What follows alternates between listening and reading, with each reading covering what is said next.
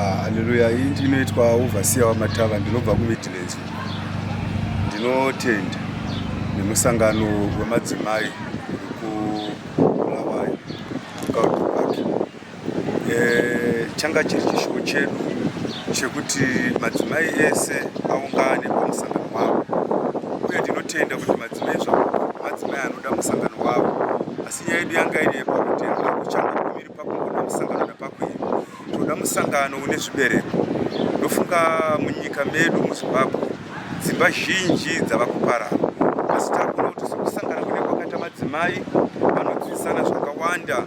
Imwe nguva mudzimai akagara kumba kwake achifungidzira kuti nhamo yake ihuru kune umwe, kana vazoungana vakuonesana matambudziko, vanogona kutova nekanziringi yavanogona kupanana, mukachiona kuti aiwa tiri kurarama munyika yematambudziko, asi matambudziko anoda kuti abatsiranwe samadzimai. Tiri kuona kuti madzimai dzimba zhinji uye mapurojekiti zvakawanda zviri kuitwa nemadzimai zvavanoita kana vachinge vabva kumusangano.